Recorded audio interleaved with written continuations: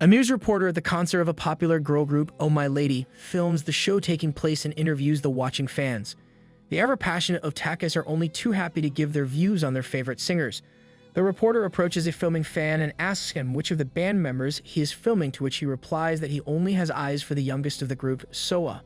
When the interviewer further asks why it is so, the poor boy chooses the wrong words and accidentally says that he is an infamous pedophile. Like, bro? How do you mess up that bad? And this is where shit hits the fan for our protagonist, Jin Kyung. Jin is taken to the police station for questioning, where he manages to clear out his situation. However, his reputation goes down the drain when an article is published tagging him as a child predator.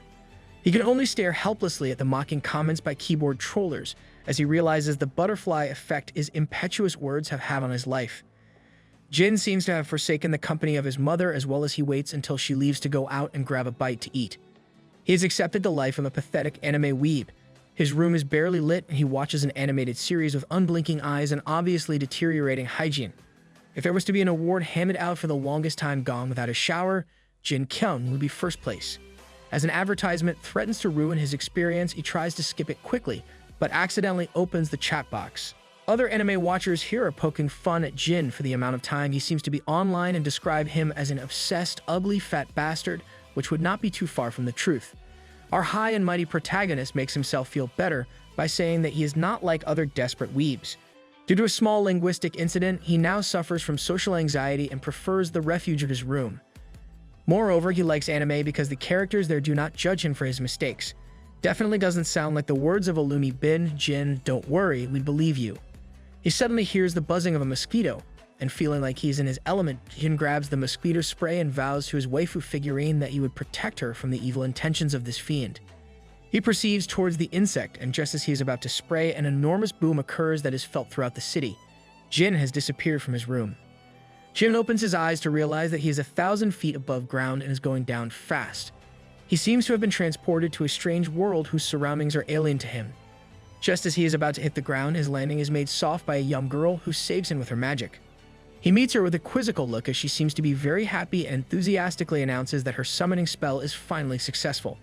She bows to him and refers to him as the Summoned One and asks him what she should call him. Jin does not understand how to react and wonders if he is possibly stuck in a dream. He absent-mindedly says shut in and she proceeds to call him so. The girl then requests him to protect her from an enormous monster behind them. As he turns around, his expression switches from one of puzzlement to one of horror. Such is the height of a monster that he seems to be raising his head for an eternity, and he is still unable to understand how huge it is. Under normal circumstances, our socially inept protagonist would have been running 1,000 miles away from the area of danger. However, he tells himself that this is all probably a fantasy world made up by him, so nothing bad can happen. He musters up his courage and grabs the mosquito repellent spray that was transported along with him. He dramatically points the spray towards the monster and unleashes a tiny spray of repellent. This might have been fatal for an insect, but a 1,000-foot creature is a whole different ballgame. Even the girl is eyeing Jin with disappointment. Suddenly, a lightning strike goes through the creature and it explodes with a deafening boom. Both Jin and the girl are taken aback, and he uses this opportunity to act as if he was the one who killed it. He might be a liar, but he finally seems to have the confidence that he lacked in his own world. A cloud of debris and dust are the only signs of the huge creature as it falls to the ground with a thud. The girl is left awestruck at the magnitude of the attack and comments on how she had never seen such a scene before. Meanwhile, Jin is basking in his own make-believe glory as he makes a show of pretending that he had gone overboard with his powers. The innocent girl buys his story and eyes him with wonder. She could barely digest the fact that her feeble summoning spell had conjured up such a strong enchanter. She thanks him graciously and inquires about his magical background. This is where poor Jin's social anxiety kicks in again, and without thinking, he says that he could be considered a magician. His right hand is not taken into account. What messed up thing does he mean by that? It genuinely seems like the only girls he has previously had interactions with are anime girls he ogles through a screen. Thankfully, the comment seems to have gone over the girl's head, and she introduces herself as Amaze and requests if she could summon him again the next time she requires assistance. Jin's pubescent mind is already harboring thoughts that the girl has feelings for him, but once he hears her name is A, which is Korean for child, he instantly has PTSD from his little incident with the interviewer. He masks his personality with that of a hero and acts aloof and distant and informs A that it is doubtful that he would have such a dream twice, but if he was to return, he would come to her aid. This is enough to reassure the young girl, and with a beaming smile, she bids the boy farewell. As she conjures up her reverse summoning spell, Jin cannot help but notice how experienced she seems to be. In the time it takes for him to blink his eyes, he has returned to his room and back to his monotonous, pathetic life. Laying down on his bed, he ponders over something strange that he heard Ai say. When the incident with the interviewer had taken place and Jin was too scared to turn on his computer, he had made a habit of reading English books backwards to kill time. One of the phrases he had learned was made in Japan, which strangely the girl had used in her spell when she was sending him back. He explains it away as one of the peculiar thoughts you have during a dream. However, he is shocked when he finds a leaf stuck under his foot. Considering the fact that he has not gone out recently, and neither has anyone entered his room, the sight of him leaves him speechless. Maybe he is not a total loser, and in another world, he is an all-powerful wizard that destroys enormous monsters with his magical powers. Pretty hard to believe. Jin's mother waits outside his door and asks him if he has eaten, but there is no response. His father seems to be sick of his son's tantrums and shuts off the television and leaves the house in a huff. Smoking a cigarette while eyeing Jin's window with disgust, he cannot help but insult his own flesh and blood.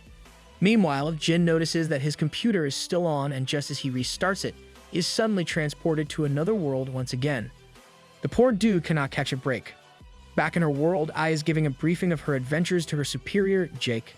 She explains how the towns she was exploring were burned down by the monsters, but she does not include the experience of her summoning, as she knows that he would not believe her.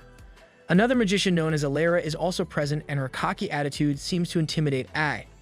As the trio sit in front of a campfire, Jake reveals the story of the mountain masters who cursed the greedy humans for hogging up their resources. Those who ruined the mountain landscape were tormented by the dead for the rest of their lives. Ai suddenly remembers the damage she had caused with Jin and realizes that she might have incurred the rage of the mountain master. She reveals what had happened to Jake and Alera, but they laugh in her face. Suddenly, a mysterious figure appears behind them. Jake assures the other two that the figure is just a monster from the dead, and that it would continue on its way since they have done nothing to enrage the master of the mountain. However, even he begins to panic when the dead one continues coming closer, until it is only a stone's throw away. A tall, shadowy creature with a mark on its head analyzes the three who have frozen solid where they are standing. The dead one's main ability is that it can brand a person who they are after and will then continue hunting them down for the rest of their lives. Jake places himself in front of Alera and announces that he would defeat the monster, but the independent woman refuses to hide behind a man and takes charge. Go girl power. She summons a fiery Jin that combats the dead one, and Jake takes this opportunity to suggest they take their leave, since the creatures would not tail him once they left the mountain. Cocksure and overconfident, Alera pretends that she is too tired to hike such a long distance, but soon as more dead ones appear and stamp out her Jin, she is the first to start sprinting away. By now the forest is caught on fire from the Jin, and this seems to fuel the rage of the master of the mountain as he sends scores of dead ones to track down the group of adventurers. Ai is the youngest among them and quickly falls behind, while the other two could not care less and leave her behind. The helpless girl calls out for help, but to no avail as the dead ones have caught up to her. She tries to escape, but soon enough she is surrounded, and one of the creatures brand her with a shining mark on her forehead. They then begin dragging her away. Ai uses her last bit of energy to think of Jin and summon him. An enormous boom that shakes the core of the earth. An appropriate entrance for a world-renowned enchanter. However, it is just the scrawny, anxious frame of a young boy who would rather be anywhere but there.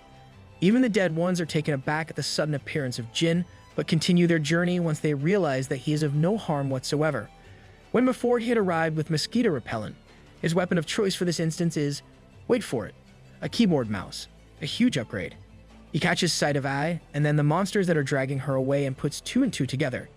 Taking a second to compose himself, he reminds himself that his power is immensely strong in this new world, and he is able to defeat any foe, no matter how fearsome. Seems like bro is so good at gaslighting, he did it to himself. He rushes to Ai's side and notices the brand on her forehead and tries to remove it by the strangest methods. The girl is taken aback when he throws sand on her face and even tries slapping the mark off. However, surprisingly, it disappears once he spits on it.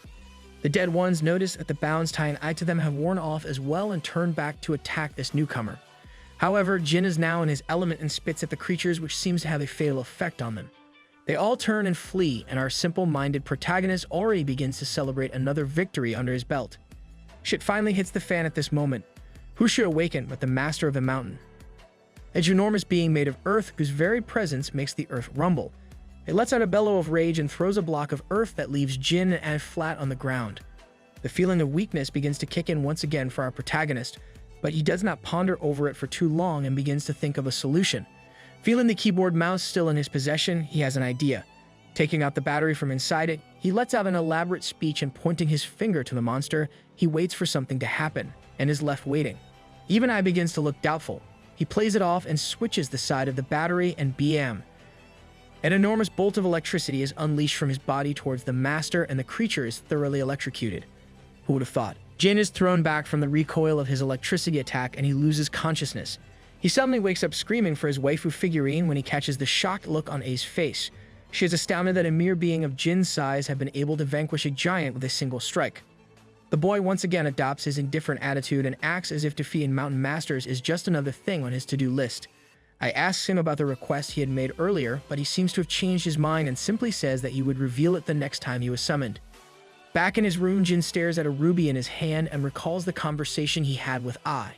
She had told him that it is an enchanted stone that would connect the two of them even if they are in different worlds. The jewel, known as an aether, would link their powers since Ai is still an amateur magician and so needs all the help she could get. The presence of the aether in his own world proves to Jin that he is not losing his marbles and that he had truly defeated godlike monsters in another realm. He cannot help but unleash a bellow of victory and, as is any Weeb's motivation, go on the anime chat and boast to the other users. However, this rebounds in his face as the internet trollers do not believe him and double their mockery. Jin cannot take it and taking a hold of the mosquito repellent, he goes out and unleashes a tiny spray of liquid. If he thinks that his luck will continue in the real world, Bro has another thing coming. Meanwhile, back in A's world, she was back to the campfire site to analyze the damage. Here she finds Alera's servant, who is still in the demeaning position the enchantress had punished him in a while back. She informs him that Alera had long disappeared, and he finally stands up and follows her. He is of the opinion that it was his master that managed to defeat the giant, and even when Ai reveals that it was due to her summoning prowess that the being was vanquished, the attendant did not believe her, much to her annoyance. Seems as if Jin's heroics have done nothing to improve his Weeb mentality, as his main thought, once he sits back on his computer, is to watch the latest season of his drama. Such is his obsession that he manages to binge it all in a matter of hours. After that, he watches an interview of Soa, a singer that had landed him in such deep trouble. She reflects on her journey since the pedophile accident and talks about how she had shied away from public view since then. This is enough to boil Jin's blood as he thinks that she is playing the victim card, and he finally decides to switch his idol. He settles on Emiri-chan, a young actress in the drama he is obsessed with. Such is his determination that he even orders a figurine of her online. How does he not see how weird that is? That is literally typical incel behavior. He spends the rest of his days waiting in front of his computer screen to track the progress of his figurine. Back at her job at the grocery store, Jin's mother is shocked when she receives an alert on her phone that her son used her credit card to purchase something online. She loses herself in a series of negative thoughts, wondering if Jin might be planning to run away. A waiting customer snaps her out of her daze and she hurriedly begins to scan the items again, praying to God that her son would not make an impetuous and reckless decision. Meanwhile, Jin is lost in his own fantasy world, completely unbeknownst of the panic he has induced in his mother. Catching sight of the ether on his computer table, he recalls the unbelievable events of the past few days. He cannot help but wonder how the little girl Ai is faring if she has caught herself into any types of danger once again. Then the doorbell rings and he knows the figurines must be here. He reaches there in a matter of nanoseconds. For someone who has not left the sanctity of his apartment for God knows how long, the fact that he is able to muster up the courage to open the door and grab the package is nothing short of a miracle. Jin lays on his bed with a sigh of relief and his heart filled with a sense of victory.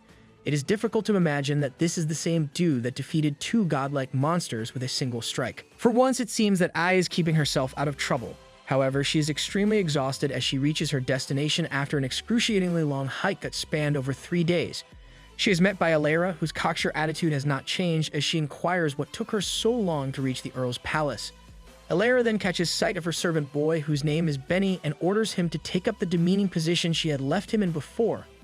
The poor boy has no choice but to comply. Alera is from a family of royalty, as it is revealed that the Earl is her uncle. Ai is presented before him, and he seems to be much more courteous to her than his niece, who takes this opportunity to boast about how she had killed so many demons. The Earl offers Ai residence in his mansion in return for her to complete a few chores. The young girl is only too happy to accept and proceeds to take a long bath and feast on the different dishes available in the enormous building. She is then presented with a crisp black dress to put on, which is surprising to her since she is not used to such elaborate clothes. I mean, any form of fashion will seem alien to you when you spend your entire life exploring the wilderness. However, she is even more stunned when she finds other girls wearing the same dress as her and performing different chores around the building. She is handed a mop and a broom, and soon enough she too busies herself with cleaning and dusting. Similarly to our world, nothing is free in their world either, and obviously luxury does not come cheap, as I soon finds out. Back in the real world, Jin is staring at a bikini-clad figurine of Amiri-chan. His mouth is so wide open that a mosquito could probably fly in and set up its residence inside. It's so sad, like, please Jin, go out and touch some grass, I beg you. As I vigorously cleans the floor with a wet rag, she cannot help but remember the words of her deceased mother. She had advised a young Ai to sharpen her skills as a summoner and strengthen her abilities so that she would never have to be at the mercy of the elite class. But as she had forewarned, in the blink of an eye, Ai had gone from a traveler to a slave. In her heart, she apologizes to her parents for bringing dishonor upon their name. Jin is still busy in his fanboy mania, to put it mildly. He has fallen to the ground on his knees and is unable to tear his dilated pupils away from the bikini-clad figurine of Amiri-chan.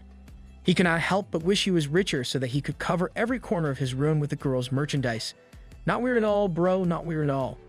Jin is satisfied that he has brought in supplies for the next few days into his room, which meant that he would not need to take another detour outside for a while. The mood in the rest of his house seems to be anything but happy. An awkward hush hangs in the air between his mother and father as they slowly eat dinner. Jin's mother breaks the silence by informing her husband that Jin had finally gone outside to receive a parcel. His expression remains unchanged as he comments about how any ordinary person would be able to do that, and the only things in the building that cannot are the animals. They then return back to their everyday tasks, with the mother cleaning the dishes and the father surfing aimlessly on the computer while smoking a cigarette. Meanwhile, back in the fantasy world, another bombshell is released upon A's head. Seems like the girl's proficiency at household chores impressed the Earl to such an extent that he decided to also hand her the agricultural responsibilities. The royal figure's attendant informs A that demon attacks had stripped the kingdom of a large number of farmers, so to meet the dietary needs of the population, the Earl has given charge to the young summoner to cultivate a large area of land and harvesting the produce. I is left speechless when the attendant further reveals that this is part of the girl's debt since she was living in the manor free of cost. Without waiting for any more comments, the attendant then walks away, leaving I to wonder where she has trapped herself. She manages to move an enormous tree trunk and a few boulders to the side, but this takes so long, and when she surveys the laborious task ahead of her, she cannot help but tear up. She calls out for Jin's assistance. Unbeknownst of what is going on in the other realm, Jin has come out of his room at the sound of his apartment's bell. Viewing the surveillance camera, he finds out that it is another delivery man with a parcel. Since he has not ordered anything, Jin understands that it is probably for his parents. Still full of confidence since his last outing, our socially anxious protagonist decides to perform another daring adventure. He tells the delivery person to leave the parcel at the door and waits until he walks away. Jin is about to unlock it when suddenly he spies the neighbors from across walking out, and he lets out a sigh of relief that he was not caught in an awkward situation. However, he catches snippets of conversation between the couple. The girl is laughing about how she had seen Jin acting strange and dramatic the other day when he had come to grab his figurine package. The boy cannot help but giggle at the girl's description of Jin's long hair and dark eye bags, and even calls him a hikikomori as the two get in the elevator. Jin is deeply hurt when he hears these mocking words about his personality and his appearance. He remembers the comments from the internet trollers who would often tell him to commit bodily harm and other dark jokes. His mind is suddenly overcome with negativity, and he falls to the ground right next to the door. He lays there in a fetal position, barely moving. Returning home from his office and entering his house, Jin's father catches sight of his parcel near the door. As he busies himself with loosening his tie and unbuttoning his cuffs, his wife appears and reveals that she had come home to find their son passed out near the entrance. The father's expression falters for a second as he seems surprised, but then immediately composes himself again without saying anything. The mother seems concerned and anxious and asks him to respect Jin's recovery process by not trying new things and overwhelming him. The boy's father walks towards his own room and before going in, irritably says that he cannot even order anything in his own house anymore as he slams the door with a bang. The mother simply stares in defeat. Jin is still out cold on his bed, with no knowledge of what is going on in the outside world. Meanwhile, A's suffering has only just begun. All the servants of the house were summoned before the Earl, and the royal figure presents A with a new list of tasks that she is to complete. He is also practically drooling while staring at her in her black maid uniform and white apron. Talk about weird and hormonal men. Keep it in your pants. As she trudges away to begin another day filled with hard, sweaty work, her mind is full of the unfairness of society. She has no choice but to farm during the daylight hours and straight after nightfall, perform chores around the mansion. It seems as if there would be no rest for her while she would be staying there. On her way to her farmland, she spots other male farmers who also have dual duties. Along with their agricultural responsibilities, they have to guard the premises and fight off any demons that stray there at night. Now that she ponders over it, I realizes that every person living with the Earl had a different set of duties and would provide the official with the fruits of their labor. She opens the list that the Earl had handed her that morning, which informs her that demons had been sighted near her farming area and that she needs to deal with their threat without letting anyone get harmed. Talk about a burden and a pain in the ass.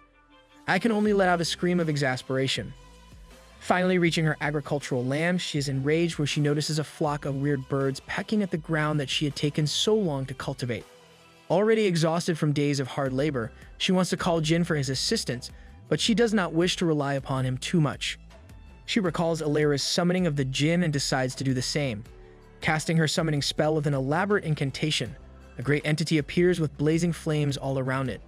However, just as suddenly as it appears, it vanishes and only a tiny flicker remains at the foot of A's foot. The girl is a bit embarrassed at her failure, but she does not give up that easily. Grabbing a hoe, she uses it to chase away the birds until not a single one can be seen. It takes a moment to be concerned about how a simple gardening tool seems to be much more powerful than her Jinn spell. But then again, anything that gets the job done, right? Back at the Earl's mansion, Alera and her uncle welcome back Jake, who had traveled for a meeting with Alera's father, the Duke. He informs her of his well-being and that they had been discussing countermeasures for the attacks by the demons. The Earl inquires if they have gathered any intel on the reason why such masses of the dark creatures are appearing and from where. Jake replies that that is the purpose of his trip and introduces his companion. Sitting in the nobleman's study, the mysterious individual introduces himself as a wizard named Ronian, hailing from northern Kalishan. He has been sent by the Duke to come up with a plan to battle the army of demons that are terrorizing multiple territories. Alera is surprised that wizards still exist, to which Ronian explains that most people have just learned spells themselves, which removes the need for enchanters, such as himself. It is then the Earl's turn to quiz the young man as he further probes if Kalishan is the same place where the portal to the demon world exists, to which the wizard replies in the affirmative. He reveals that initially they had sealed the portal and kept it well guarded by slaying the few demons that dared to pass through. But recently, their numbers have increased dramatically, and the troops were unable to cope, and eventually most of his homeland lay in ruin. The demons are now spreading to other areas and currently have their eyes set on the southern region of Kalishan. The Earl is distraught when he hears how bleak the situation is and seems even more concerned when he learns that the city of Arius is resembling a battlefield. Ronian then reveals his plan of action. He wishes to gather up a group of skilled warriors that would embark on an expedition and deal with these dangerous beings once and for all. He requests the Earl and Alera to recommend fighters with abilities that would allow them to emerge victorious from this battle, and explains that he had heard that the best summoner is present in this area. Benny, Alera's attendant, is unable to keep his mouth shut and announces that his master's summoning prowess is second to none.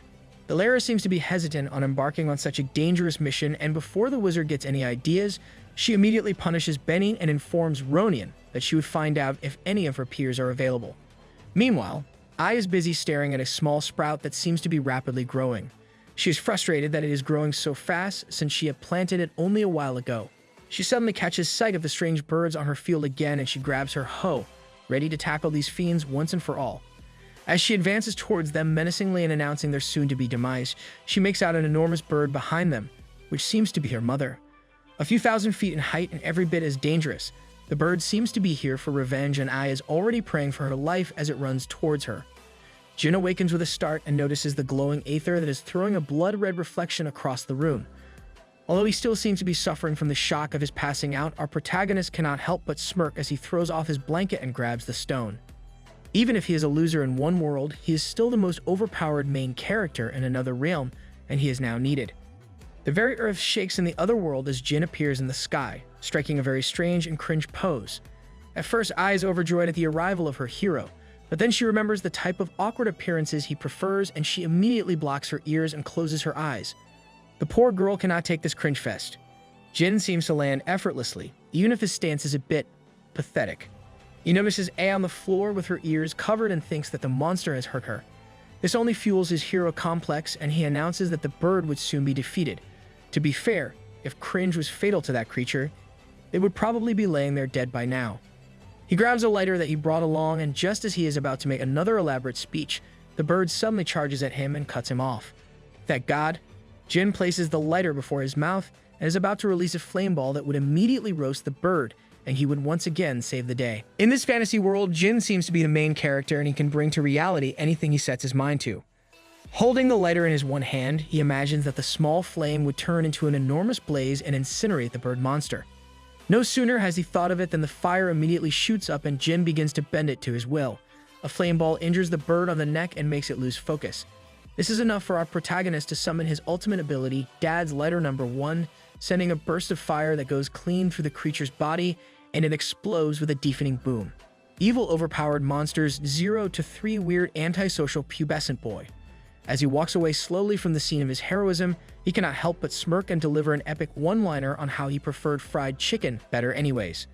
The boy seems to be more at ease and confident in this fantasy realm in comparison to his world. This seems to be weird since the dangers and threats here are much more violent, but he still opts for this reality. Meanwhile, Ai is still on her knees and the look of shock is evident on her face.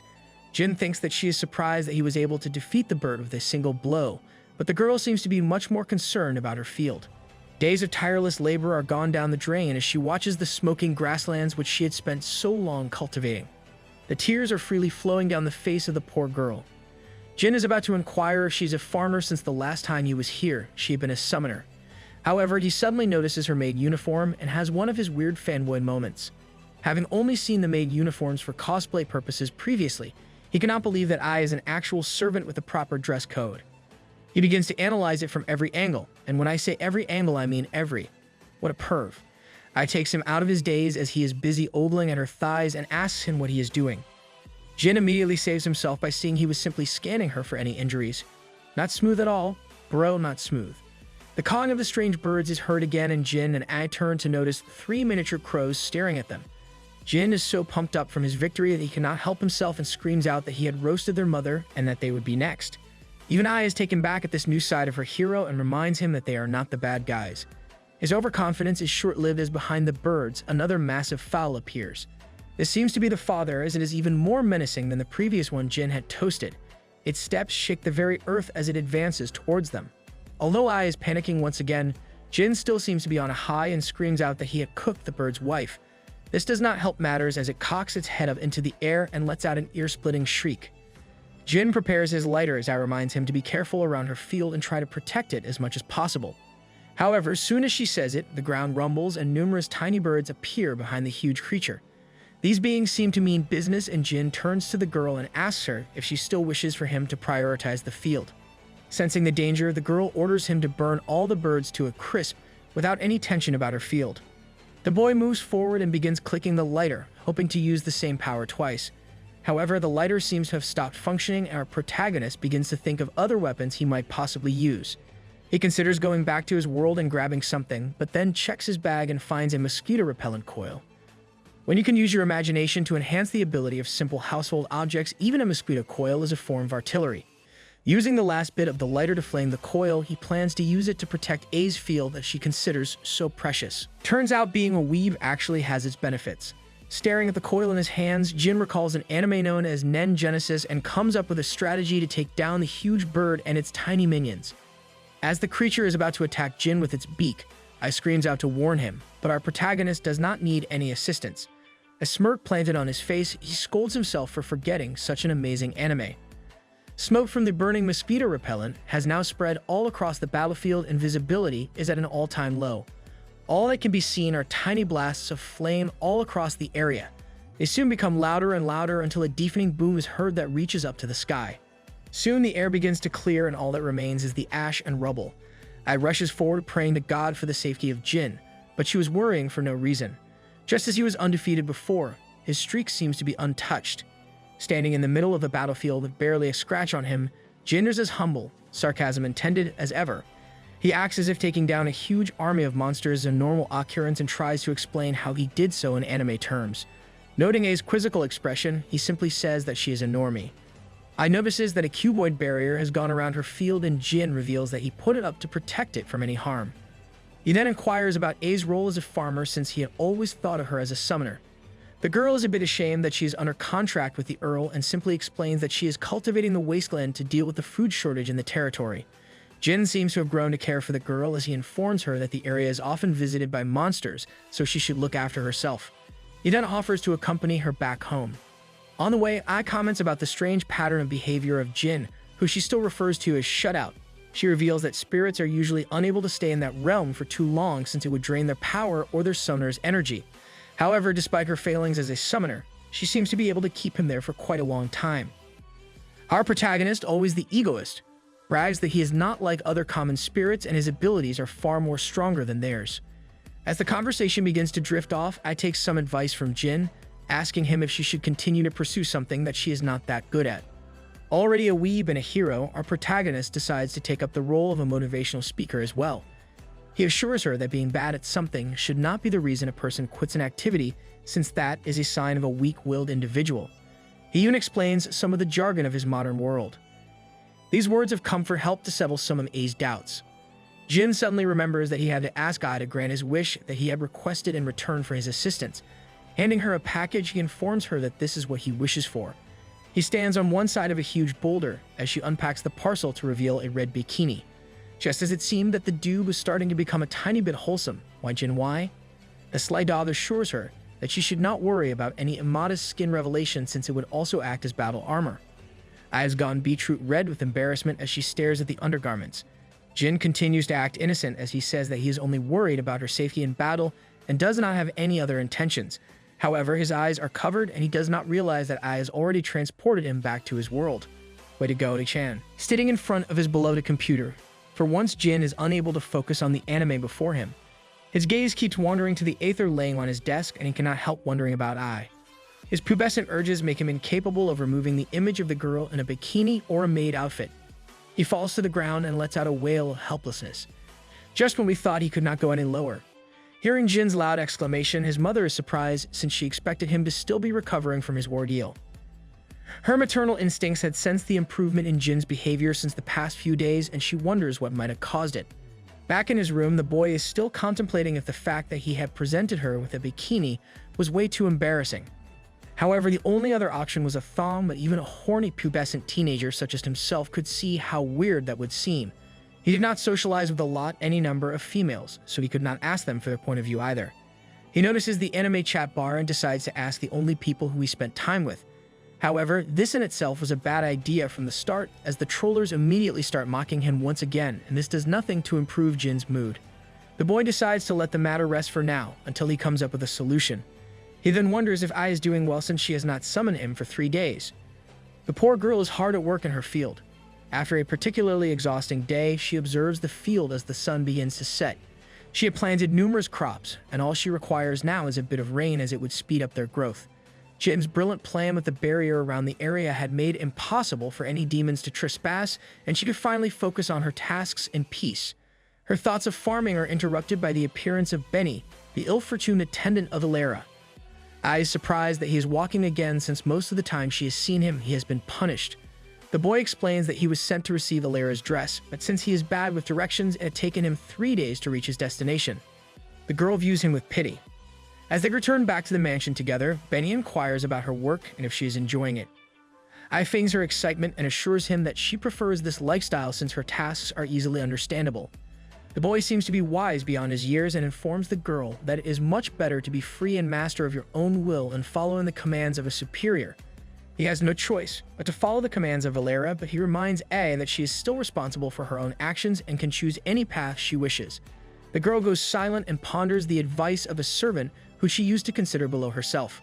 She tries to justify her reasoning, saying that she is not that strong of a summoner, and that the road would lead nowhere. Benny reminds her that she is able to summon one of the strongest entities this realm has ever seen, but the girl is filled with discouragement and explains that her abilities are only limited to summoning Jin. The pair then walk in silence for the rest of the journey. Meanwhile, Ronian visits Ilera once again and reminds her of his requirement for a summoner. The girl does not wish to accompany him due to the danger of the mission and assures him that she would find another skilled individual and inform him. Sitting in the mansion, she goes over a list of suitable candidates to suggest to the wizard, but is unable to think of anyone worthy. Ai and Benny walk in at this moment, and the spoiled girl immediately orders her servant to hang up the clothes and punish himself once again. Benny trudges away sadly. Alara then stares sharply at Ai for a long time, but remembers that she is hopeless at any form of enchantment. She then dismisses her and continues to think of other magicians. If only she knew. Meanwhile, Jin continues to watch his anime without even registering what is going on.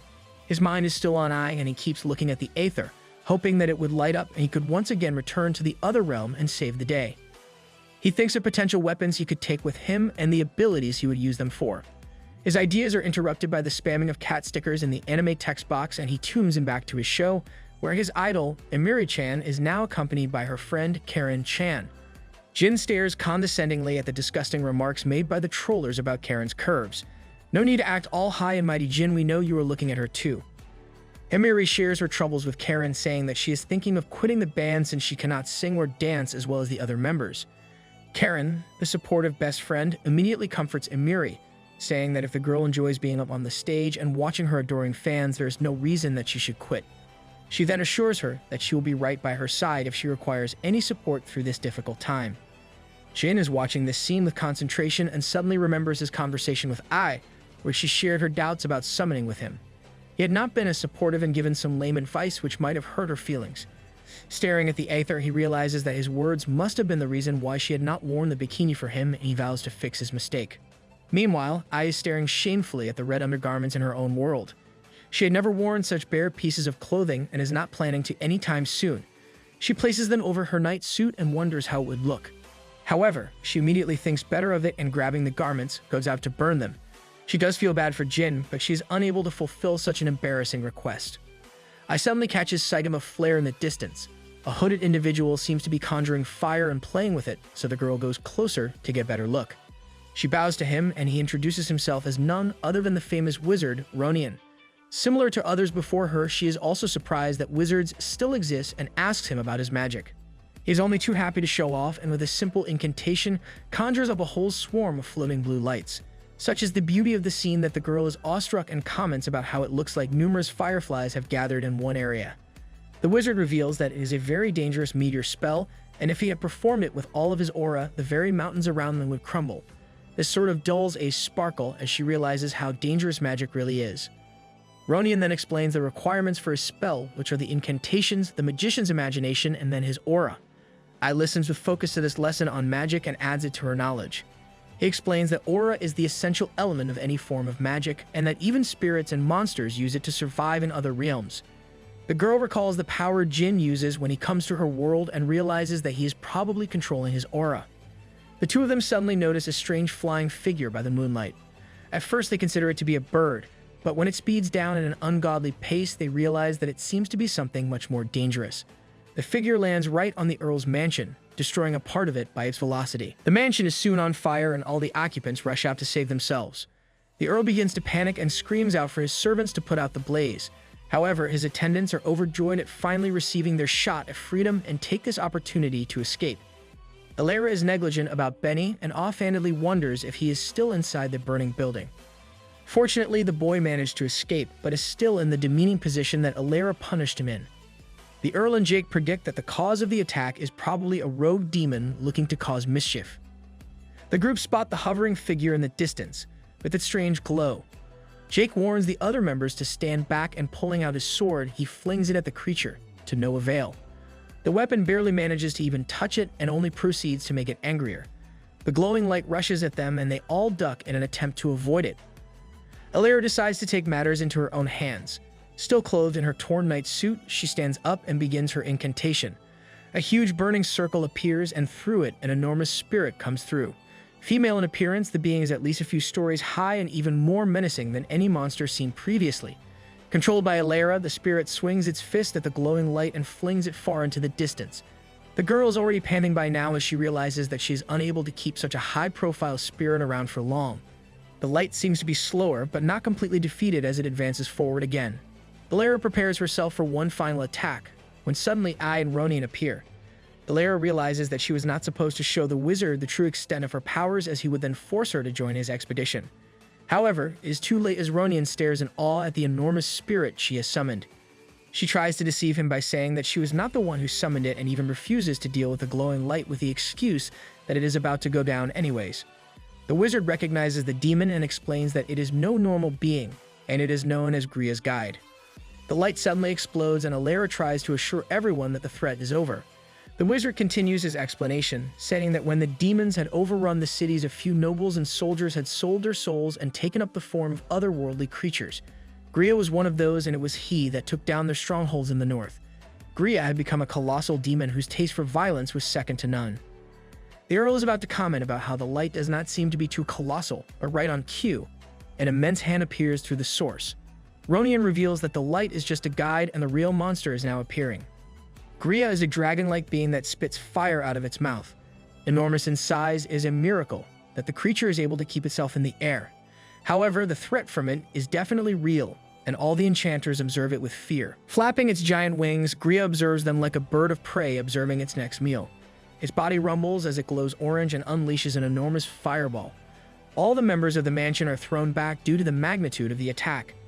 If they had been any closer, the blazing fire would have been fatal for all of them. The attack managed to destroy every bit of the mansion and the surrounding grounds, including A's precious field. The girl mourns the loss of her hard work. Alera's selfish motives only worry about the burning down of her expensive clothes, while the Earl is even more insane as he grieves that he has lost his collection of maid uniforms.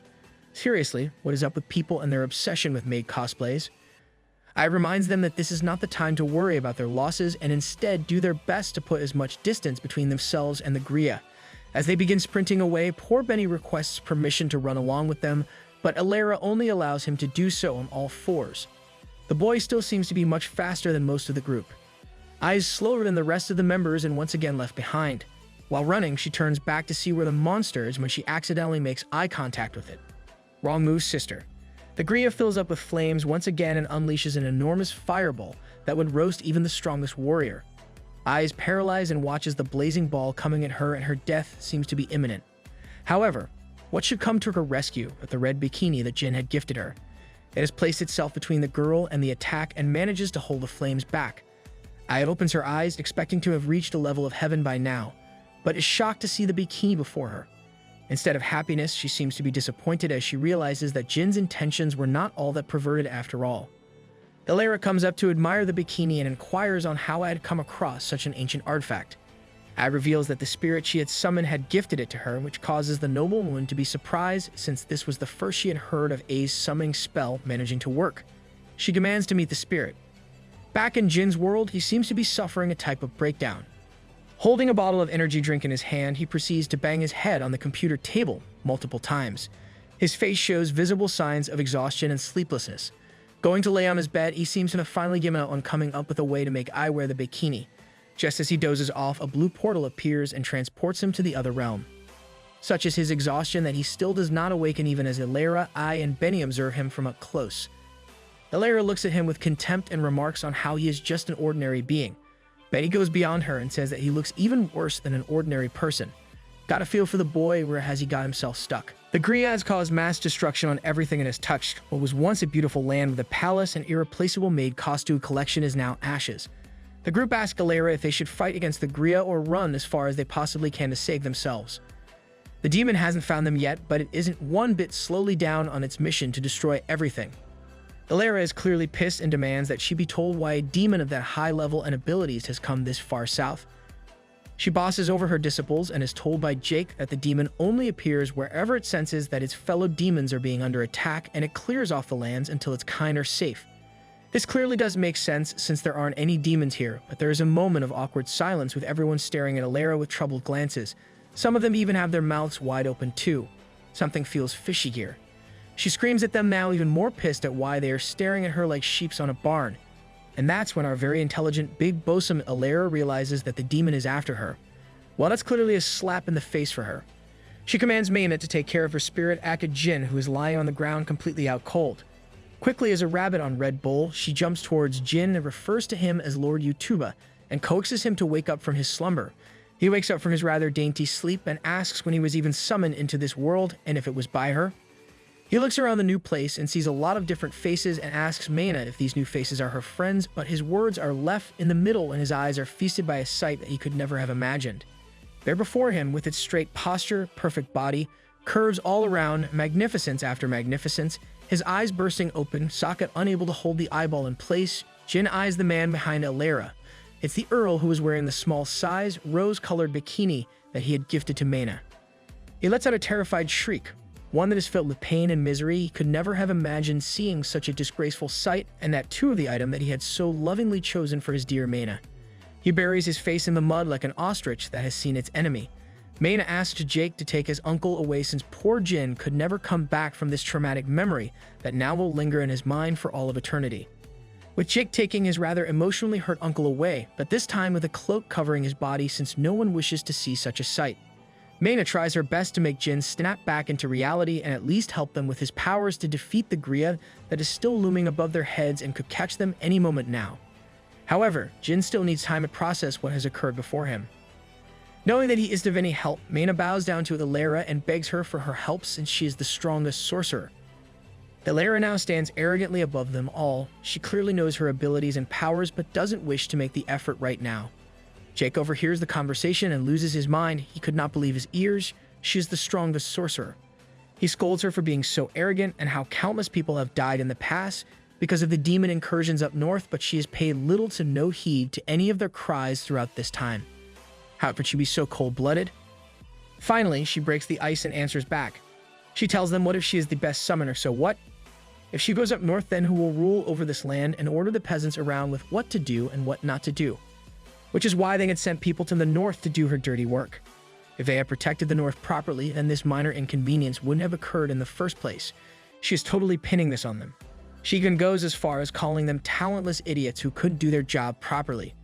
Mena bows down more and starts crying, calling herself all the awful things that she could possibly think of, but most importantly, calling herself talentless. She's willing to do anything that Ilera would ask her to do. All she wants is her to stop the demon from rampaging so easily. Jin hears the entire conversation and regains sense of his consciousness.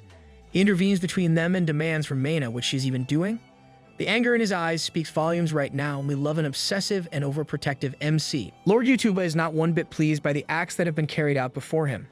His rugged long hair covers his face, giving him a horrific look that intensifies with the aura that he now possesses. He now demands Mena to explain herself. What the hell is she even doing? Ilera is shaken in the background by the sudden change in air around them. This very person who was summoned was lying in a corner like a drunkard. Jokes aside, our protagonist does resemble a hippie. Tears cascading down her rosy cheeks, Mena doesn't know what to say back. She has always felt like she wasn't good enough. She has felt weak and useless. And the way Ilera has treated her the past few hours, she is at the lowest point of her life. Jin gulps down the entire bottle of medicine that he gripped for so long. With the medicine bottle cleaner than my last night's laundry, he tosses the bottle away in anger, wipes his mouth with his hand from the residue left behind, and asks Mena if she just called herself talentless. Now he corrects her, reminding her that she was the one who summoned him out of nowhere. She was the one who worked her butt cheeks off to bring him into her world. So then why should she be kneeling down in front of this selfish, bratty woman who doesn't care one bit about anyone other than her skincare routine, which might we say is flawless? He screams at the top of his lungs now at Mena to get herself back up. If she had summoned him, then hold some dignity and pride and not bow her head this low for someone not even worth it. The anger rushes through his veins. He could feel power brewing in the pit of his stomach, and before he can say another word, the anger gushes out of his mouth, but in the form of a burp. Yeah, that bit wasn't planned. Everyone stares at him with bewildered eyes. Seconds later, a high plasma beam follows the burp that came before it. Jin tosses and turns around like a Beyblade version of Iskai, burping continuously and plasma erupting from his mouth again and again. The burps get bigger and bigger, and the power intensifies till it reaches the sky like a whirlpool. The group stare into the night sky, clearly confused by the spectacle that is before them. Is this the spirit that Mena just called? The Gria has noticed them. Well, how could it not after the very entertaining burping show? It charges towards them and shoots its shot, with every intention to wipe them clean off the face of the earth. The plasma out of Jin's mouth hits the fireball, and despite its size, it annihilates the fireball in mere seconds. The effects of the fireball move backwards towards the Gria, but it manages to avoid it by a couple of inches. Everyone is in shock at Jin's ultimate powers. They can't grab or understand how overpowered this spirit is. Jin is now in the sky, and the mana around his body builds up faster and faster. He is in no mood to mess around. It's now or never for this young man. Smoke sweeps out of his mouth like gas out of a cylinder, his eyes rolled up and his ultimate sage mood getting triggered. Ready, set, go, Lord Yutuba is now face to face with the Gria, his feet off the blades and smashing that accelerator pedal. Our man's out for blood now. The Gria blows its flames of horror towards him, but their effects are nothing on our protagonist. He is balls deep in this demon, and he has no intention of coming out anytime soon. Dodging left to right, swirling around the demon, Jin avoids every single attack thrown at him like a pro, and now he goes for the head. The demon has had enough as well, is tired but angry. It shall not be defeated this easily by a measly drunkard. It stops midair, charges up its fireball for one last hit, a hit of the century ending move, but before it could let it out, Jin does the unspeakable. The demon's eyes could see the spirals of blue lightning heading towards it. Has the Reaper come for it now? The demon, with all its glory and powers, occupies nearly 2/3 of the sky by its gigantic features. It is not one to back down or be defeated this easily. However, the nimble and small features of Jin cannot be tracked by its humongous eye. It tries its best to catch him in one place and destroy him, but before it could do that, Jin is now inches away from its eye. With his fist behind his back, he gets ready to deliver the final blow, a blow that will make this wicked demon remember its place in this pathetic world. The punch lands on its cornea. A distinct crack could be heard. The demon's multiple hands tries to save itself, but it's too late. Its wings have let it go. Nothing can save it now, not even God. The dark night sky is lit up by a burst of light. The demon's energy has had a nuclear reaction, and now its entire body has burst into flames. The flames cover the skies. Anything it touches turns to dust. The mountains, the trees, everything has been demolished. The after effects were bound to happen. The energy reaction has subsided, and moments later, a thin blue light emerges from the heavens, and down comes Jin like an angel sent from God himself. He is slowly placed on the ground next to a frightened and worried Mena, who has rushed by his side, calling out his name. She is in distress, but that distress is short-lived when he opens his mouth, eyes still closed, and tells Mena to not worry or cry. Along with those words, comes out a short burp as well, classic. Jake has now approached Jin's side, followed by Alara, who doesn't seem that pleased, but we don't care cuss, she is useless. Sweet rolls down his face, and he remarks how this Manica Jin will be the one who will save the world. That's quite the accusation. Nonetheless, he asks Mena to help them in the north and eradicate the rest of demons that have laid siege over the lands. Mena is happy that was able to summon him, and though he may be a creep and sometimes disgusting, but he truly is gifted in many ways. Jake pleads again that they come to the north and help him and his fallen comrades. He bows down towards her and calls her Lady Mena now. She interjects and explains to him that she isn't that special and is just an ordinary person.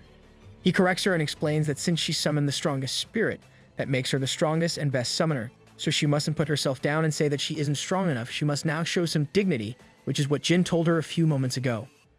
She looks back at Lord Yutuba, who is pretty much sleeping like a log on Christmas Day. Finally, she builds up some guts and takes up Jake's offer and says that she is glad to go since he gave her the courage, and most importantly, Lord Yutuba has given her the abilities to surpass her limits, which is why they are now here. The moment she takes up this offer, everyone is surprised, most importantly Alara, who has forgotten the fact that her mouth has been open the past half an hour. Someone call it doctor for this drama queen. We are back to Jin's world, echo the real world, and get to see the beautiful, relaxing morning sun which shines over the huge buildings that we often see in our world. Jin talks to himself, trying to boost in some confidence that if he thinks about it, fighting a huge demon, defeating it, and bringing it down in one punch isn't as bad as what he's about to do. And yes, our protagonist is about to open his front door and leave his humble, dark abode after a long time. He is now outside his house. The wind brushes his clothes backwards, even his long, jet black hair. He sees an officer cleaning the road and calls out to him, greeting him in a rather awkward manner, which is rather weird since back in the Isekai world, he was the most tough and outspoken sorcerer there. The officer turns around, and that's when all hell breaks loose.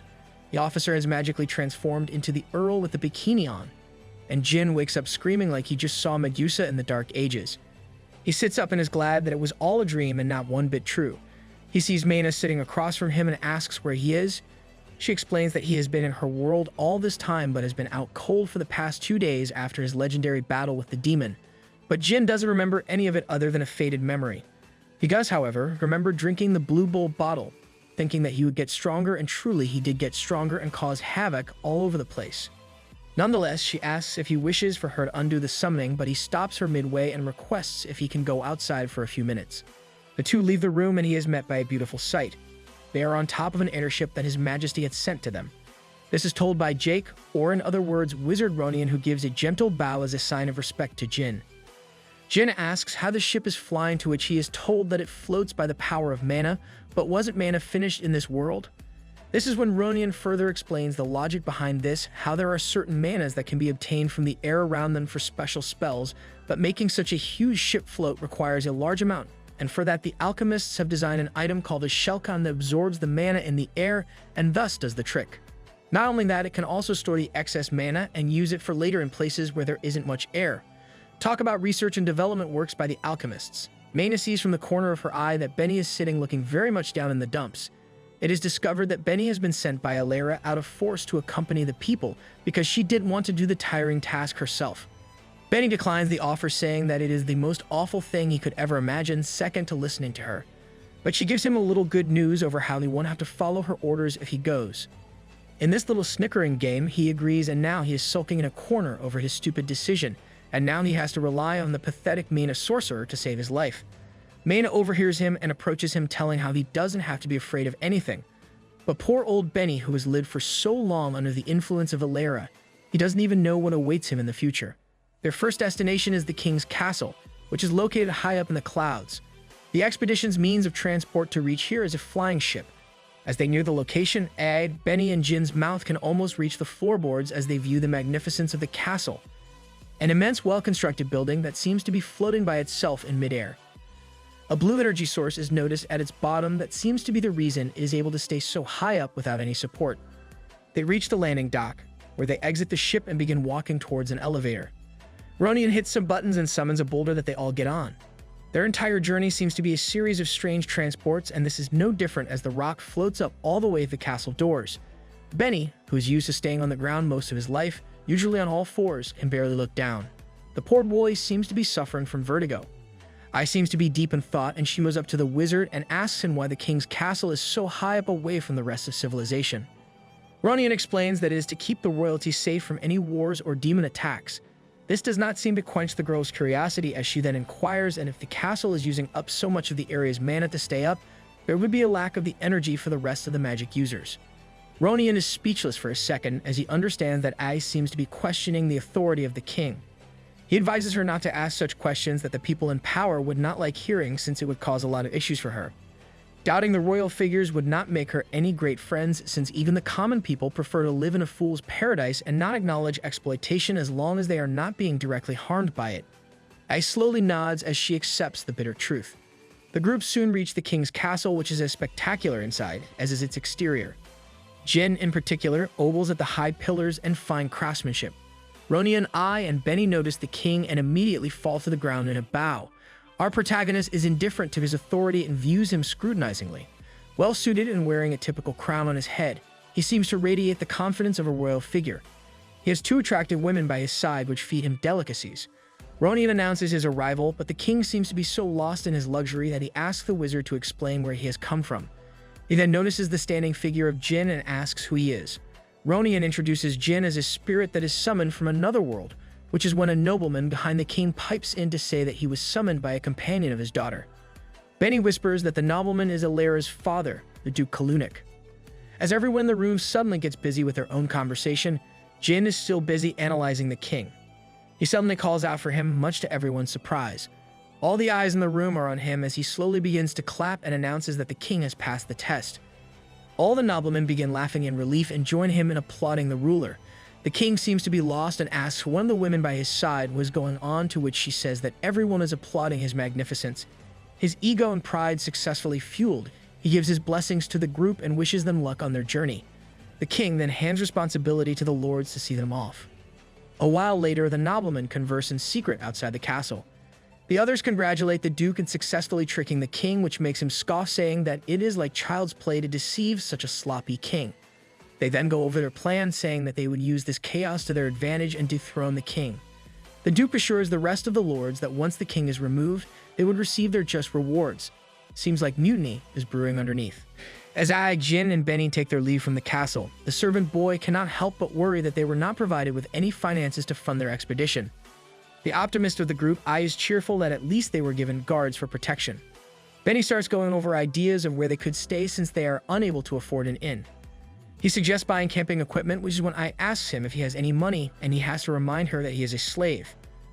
Uh-oh, they seem to be in a worse financial situation than they thought, since they are asking Benny for funding. The boy begins to panic and wonder how they would ever survive this trip without any necessities. In his anxiety, he begins to question the king and his nobles, saying that they are too busy fighting among themselves to give a damn about their trip, and that it would end in failure or worse in their deaths. I has to shut him up as, if anyone hurt him, they could end up in jail. She asks for Jin's opinion, and with a discerning look he explains that according to the animes he has watched, the king seems to be going for a plot twist by acting like a playboy and fooling the nobles into thinking he is lazy. Whoa, who knew the incel had the powers of a detective as well? Is there anything he can't do, besides talking to girls? Their conversation is cut off by the appearance of a hooded figure who asks Ai if she is Miss Mania, to which the girl replies in the affirmative. Benny reminds her that she is in the middle of an important mission and cannot reveal her identity so openly. Jin suddenly advances forward and calls out the person for thinking that he cannot recognize them. The hooded figure is thrown back as the boy reveals that he knows that she is one of the attractive girls who is by the king's side. The girl falls to the ground and takes off her hood to show that Jin's presumption was right. She apologizes and explains that she has only come on her king's orders and presents the group with a bag of coins and an envelope. She then takes her leave. Back at the castle, the girl updates the king about how shrewd and wise the new spirit seems to be and how he had seen through the girl's disguise immediately. She also explains that he had understood the king's scheme of fooling the nobles and what his strategy is. Even Ronian chimes in to emphasize the degree of Jin's power by saying that he has been able to stay in the realm for days now and even slaughtered the Gria with a single strike. The king listens to this information with a smile etched on his face.